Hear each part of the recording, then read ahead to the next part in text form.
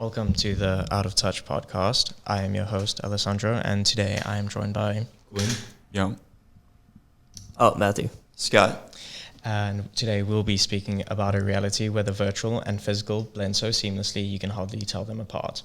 Today we're diving into augmented and virtual reality, unpacking how they're flipping our world upside down from our workspaces to our personal connections.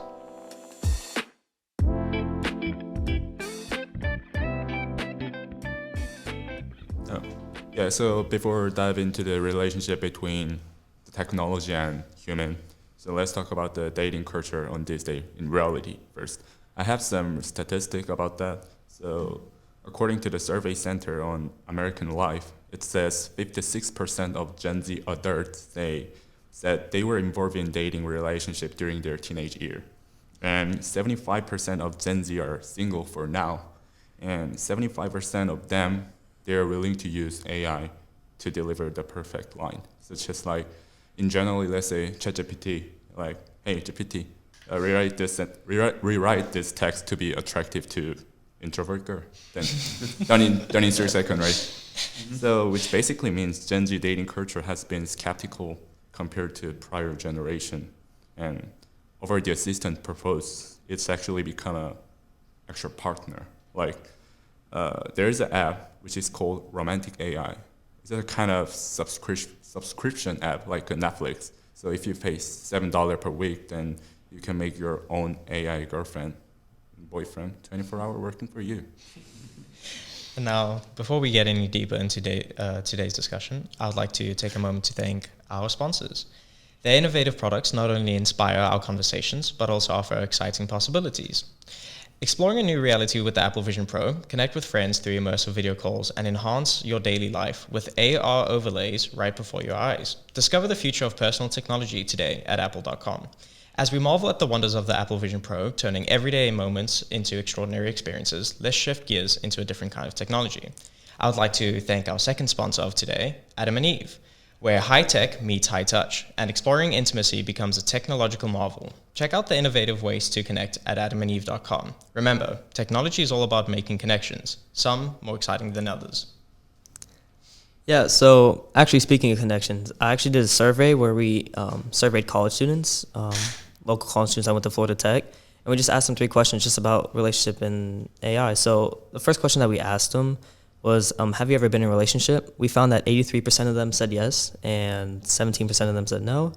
From there, we move forward into how often do you use technology assistance tools or AI, such as Siri, Cortana, ChatGPT? And we found that 93% of them actually said yes. And so the big lying question that we found was the third question was actually, how do you classify your relationship with that AI assistant or technology assistant? And we found that 72% said that they have an assistant relationship with the tool. 26% said they had a companion or like more friend, like, oh yeah, let me ask you a joke, blah, blah, blah, like Google Home or something. And then 2% said that they actually had a personal relationship. So, and I feel like that's like very interesting to look into, how it's already integrating into our, daily lives. Mm-hmm. Yeah. Well, I think currently most people wouldn't be willing to have a personal relationship. And you can see that reflected in the data, most people aren't willing to go that deep with an AI. But so I think like currently the most important aspect of this technology is how it affects our interpersonal relationships, how we interact with other people one-on-one. Because these, of course, like, we know the link between technology use, social media use with, social or mental disorders such as depression. And I think the whole point of like we're talking about dating mostly here. The whole point of dating and that sort of thing is to find happiness. And if you're trying to find happiness in a way that will, inevitably give you like mental disorders such as depression, I think that's just the wrong way of going about things, And I guess if you are forming this happiness through assistance and virtual reality, how real is that happiness at the end of the day? How fulfilling is that going to be?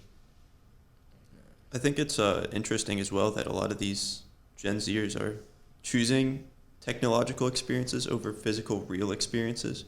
But I think something I found in Tech Radar really states it well, saying that if they're just seeking relaxation, that a technological experience might just fit their needs better because it's more consistent and more satisfying than something like going for a calm walk in the woods or having a conversation with a real person. Just might be easier to talk to technology. And that, I guess, begins how is these forms of technology going to change our relationships? Because we've seen a growing ability to get your hands on devices such as virtual and augmented reality. Because what happens when your whole group of friends get an augmented reality, and Apple Vision Pro becomes extraordinarily accessible to everyone? And we still see a lot of hesitation with people's privacy, and now you're going to be having this machine that's sitting in front of your face, hearing what you're saying your entire day, seeing what you're seeing. There's going to be people who inevitably object to that, and when they do, are they going to be ostracized from their group of friends? Are they going to be excluded just because their morals don't align with those around them? Are they going to be cut out? How is that going to affect their mental health? Are they going to be feeling like they're forced to do something that they don't want to do? So, Well, I think that's even applicable to today's world, because everyone always needs the latest phone. You can't really say no to technology. You have to always keep up with the current times. and as we can see, even the fact with just the iMessage debate of having a friend who has an Android, everyone inevitably gets upset with them that they messed up the blue bubble. Yeah. Yeah. So, I mean, I think that's just all these are like symptoms of corporate culture, right? Like, because like you see like everything it's such a pervasive aspect of media nowadays, right? Like you have so many movies, that depict AI companions and all these like augmented reality systems, like for instance like Blade Runner, for example. Like it's just such a pervasive part of our society nowadays. I think it's going to be impossible to avoid, unfortunately. and I think another movie that actually perfectly brings this topic to light is the movie featuring Joaquin Phoenix called Her, where he falls in love with a virtual assistant, and it brings up the moral debate of, is that an actual real relationship? How fulfilling does that become? And what challenges does that bring up? But we've seen augmented reality in multiple forms in pop culture over the past few decades. And as far back as I can remember, we have Futurama making an episode about dating almost a robot, and that was a show made around 30 years ago, and we still have that relevance today in games like Detroit Become Human, once again asking people, how will your interactions be with these virtual realities? How are you going to treat these assistants? And I guess once again, even further, we have Halo, where you have Cortana. There's just a plethora of media that involve our interactions with virtual reality, augmented reality, AI, and our relationships with them. Yeah, and like also speaking on that, I feel like it's also interesting because it's like, even if like now we might think like, oh, we probably wouldn't, have a relationship with AI. I mean, if it's going to get made in the future, I mean, even over the last 30 years, think about how much technologies has advanced.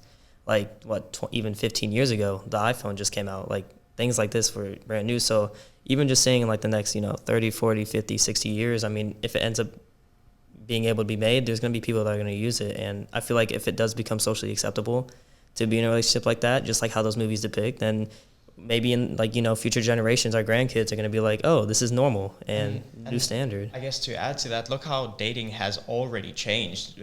15 years ago, we didn't have Tinder. You had to meet by word of mouth, go on a blind date, see how that would go. But the main form of interaction started physically. Whereas now you're seeing people on your phone, and do they really look like that in person? Is that how they really act? And you kind of have that a few week period of speaking online before you meet them. And that's, once again, virtual dating. How long before it becomes augmented dating?